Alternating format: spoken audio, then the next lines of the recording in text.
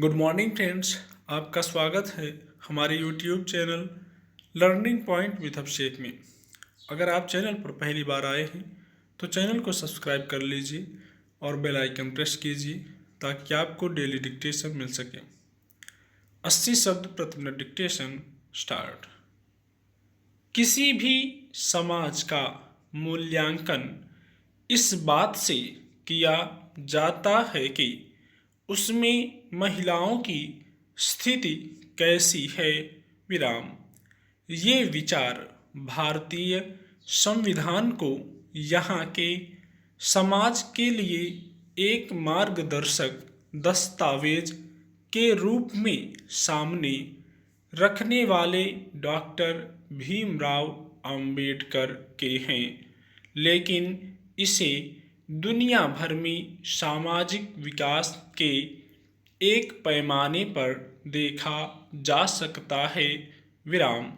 हमारे देश में महिलाओं की स्थिति में सुधार के लिए सामाजिक, राजनीतिक, विधिक और प्रशासनिक स्तर पर दावों और वादों में कमी नहीं रही है। विराम। लेकिन सच यह है कि आज भी इस दिशा में इतनी कामयाबी नहीं मिल सकी है जिस पर संतोष किया जा सके। विराम। गौरतलब है कि वैश्विक आर्थिक मंच की अंतर्राष्ट्रीय लैंगिक भेद अनुपात रिपोर्ट 2021 में जिन देशों को बेहद खराब प्रदर्शन करने वाला बताया गया है उसमें भारत एक है। विराम। इसके मुताबिक जिन 156 देशों में महिलाओं के प्रति भेदभाव की स्थिति का आकलन किया गया उसमें भारत 140वें पायदान पर है। विराम। हालत यह है कि बांग्लादेश, नेपाल, श्रीलंका और भूटान जैसे छोटे और कमजोर माने जाने वाले देश भी इस मामले में भारत के मुकाबले काफ़ी बेहतर स्थिति में हैं। विराम। पैरा। पिछले साल इसी आकलन में भारत का स्थान 153 देशों की सूची में 112वां था। विराम। जाहिर है सिर्फ साल भर में हमारा देश 28 पायदान नीचे खिसक गया। विराम। अगर कोई समाज किसी समस्या से जूझ रहा है और उसमें सुधार की प्रक्रिया में है तो कायदे से उसे स्थितियों को क्रमशः बेहतर करने की ओर बढ़ना चाहिए। विराम।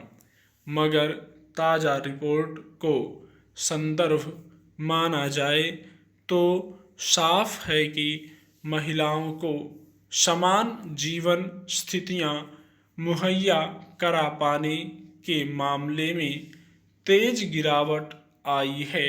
विराम। सही है कि पिछले साल भर में महामारी की वजह से उपजे हालात में आर्थिक मोर्चे पर व्यापक उथल पुथल रही और इसकी वजह से बहुत सारे लोगों को अपने जीवन स्तर से समझौता करना पड़ा। विराम। लेकिन अगर इस दौर में पुरुषों के मुकाबले महिलाओं को अवसरों से ज़्यादा वंचित होना पड़ा और आर्थिक भागीदारी में कमी आई है तो इसका मतलब यह है कि यहाँ के समाज में सार्वजनिक जीवन से लेकर कामकाज तक के ढांचे में स्त्रियों के प्रति भेदभाव का रवैया ज़्यादा मुखर हुआ है। विराम। दरअसल समाज में किसी तबके के बीच बदलाव की राह इस बात से तय होती है कि मुख्य धारा की राजनीति में उसकी भागीदारी कितनी सशक्त है विराम। अफसोस की बात है कि अंतर्राष्ट्रीय लैंगिक भेद रिपोर्ट के मुताबिक भारत में सबसे ज़्यादा गिरावट महिलाओं के राजनीतिक सशक्तिकरण उपखंड में ही आई है विराम। सन 2019 में महिला मंत्रियों का अनुपात जहां करीब 23% था, वह इस साल घटकर 9% के आसपास रह गया है विराम पैरा।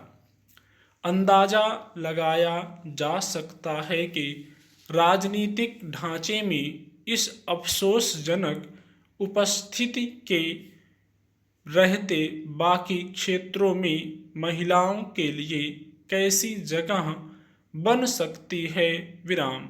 यह बेवजह नहीं है कि महिला श्रम भागीदारी सहित पेशेवर और प्रौद्योगिकी के क्षेत्र में वेतन में विसंगति और शिक्षण में भागीदारी आदि में महिलाओं की भूमिका में काफ़ी कमी आई है विराम।